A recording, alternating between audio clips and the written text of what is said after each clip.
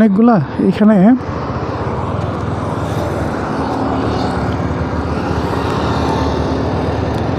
আসসালামু আলাইকুম। এমএআই মোটু ব্লগ থেকে সবাইকে জানাচ্ছি শুভেচ্ছা। আমি যখন ভিডিওটা করতেছি তখন সময় হচ্ছে 4:22।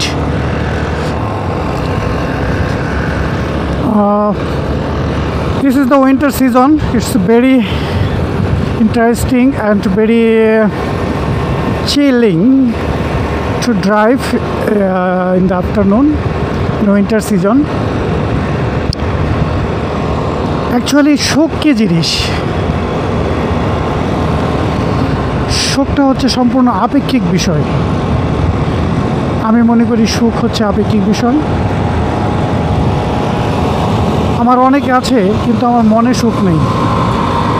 আসলে অনেকে বাইক খুব রেকলেস গতিতে চালায়, যদিও রাস্তাটা অনেক সুন্দর। এই রাস্তাটা আসলে বাইক টানার জন্যই, যে কোনো ভেহিকেলস। তারপরেও লিমিটেশন দেওয়া আছে, লেনগুলো আলাদা আলাদা ভাগ করে আসে, কোনটায় 60, কোনোটা 80, কোনোটা 40। এই মাঝখানে সাইডে 80 টানা যাবে, তারপরে এটাতে হচ্ছে 60 টানা যাবে। আমি যেটা যাচ্ছি আর কি, এবং আমি অলরেডি 69 টানতেছি। যদিও গাড়ির গতি অনেক বেশি, 5-10, সেটা কোনো বিষয় না। বাতাস আছে, শীত আছে। আর সুখ জিনিসটা আপেক্ষিক। আমি মনে যদি করি আমি সুখী, তাহলে আমি সুখী। আমার এই মনের সুখের জগতে পৃথিবীর কারও কোনো হস্তক্ষেপ নেই, একমাত্র স্রষ্টার ছাড়া। কারণ আমাকে যে অবস্থায় রাখা হোক, আমি যে অবস্থায় থাকি, সেই অবস্থা থেকে যদি বলি আমি আলহামদুলিল্লাহ, আমি ভালো আছি, আমি সুখে আছি, দ্যাট ইজ এনাফ। এইটুকুই এনাফ। আর আসলে অনেক আছে, অনেক থাকার পরেও অনেক সময় মনের সুখ থাকে না। তো মনের সুখ, এই জায়গাটা খুব সুন্দর, ভাইরাল জায়গা। উপর দিয়েও গাড়ির লেন আছে অনেকগুলা, এই তো নিচ দিয়ে অনেক সুন্দর লাগে। 300 ফিট এক্সপ্রেসওয়ে,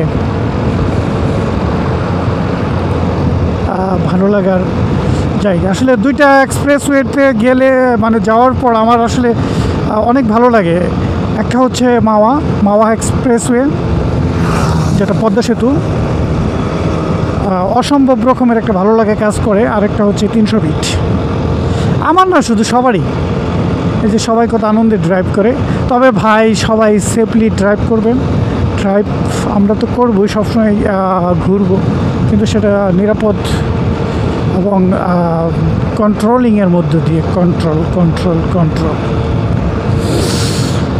যেটা বলতেছিলাম, সুখের বিষয়টা, আসলে সুখকে সংজ্ঞায়িত করা যায়, এটা নিজের কাছে সম্পূর্ণ। আমি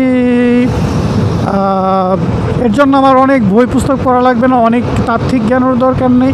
শুধু জাস্ট মনের ব্যাপার। মনকে যদি আমি বুঝাইতে পারি, মনকে যদি আমি সান্ত্বনা দিতে পারি, মনকে যদি আমি হ্যাপি করতে পারি, মনকে যদি আমি স্যাটিসফাই করতে পারি, হোয়াট ইজ যা আমার আছে। ওই যে আন্ডার দ্য গ্রিনউড ট্রি যে কবিতাটা আমরা পড়েছিলাম ইংলিশের, সেখানে ওই যে বলেছিল যে কথাটা, যে কবি, আমি বাংলায় বলতেছি, যে তুমি আসো আমার সাথে, গাছের নিচে থাকো, এবং তুমি যদি মনে করো সুখী, তাহলে তুমি সুখী। আসলে হুবহুবটা কবিতার মতো হচ্ছে না, তবে এখানে কিন্তু স্যাটিসফিকেশনের কথাটাই বলা হয়েছে, এই আর কি।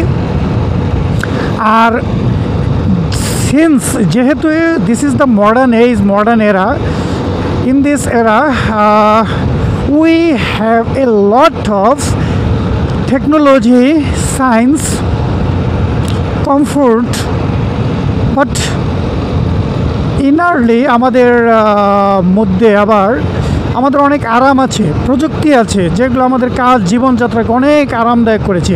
কিন্তু আবার আমাদের মধ্যেও প্রচণ্ড পরিমাণে অ্যাংজাইটি আছে, ডিপ্রেশন আছে, তারপর হচ্ছে অরিড আছে, যেগুলোতে আমরা আনস্যাটিসফিকেশন আছে, এবং লট অফ ওয়ান্ট, অনেকাঙ্ক্ষিত, মানে কী বলবো, অনেক চাওয়া, পাওয়ার চাইতে অনেক চাওয়া আছে। যার কারণে আসলে আমরা মানসিকভাবে খুব ভালো আছি, এরকম খুব কম মনের দিক থেকে। কিন্তু কি বলে যে মনের দিক থেকে খুব ভালো আছে এরকম খুব কম, কিন্তু আমরা ভালো আছে এটা দেখে মনে হয় চাকচিক্য গাড়ি, চাকচিক্য বাড়ি সব কিছুই আছে, বাট অনেক সময় থাকে না। আবার অনেকের সবই আছে ক্ষেত্র বিশেষে, কিন্তু আসলে মডার্ন পিপলদের মধ্যে আমাদের এই আধুনিক যুগে এসে এমন একটা, আমরা তো বিজ্ঞানের সর্বোচ্চ সময়টা পার করতেছি, মানে অতীতের যত সময় আছে যে কোনো সময়ের চাইতে সবচেয়ে পারফেক্ট একটা সময় পার করতেছি আমরা। টেকনোলজির ক্ষেত্রে সবচেয়ে হাইয়েস্ট ডেভেলপ টাইমটা আমরা পার করতেছি। তো কিন্তু আসলে আমরা মনের দিক থেকে মনের সুখটা খুব সবাই লোনলি। ওই যে টি.এস. এলিয়টের কবিতা পড়েছিলাম আমরা, যে পোয়েমটা পড়েছিলাম, তিনি তো একজন মডার্ন লেখক আর কি, আর পোয়েট। তার বেস ওয়াস্টল্যান্ড, এখানে আসলে আমাদের আধুনিক পিপলদের অনেক অ্যাংজাইটির কথা বলা হয়েছে।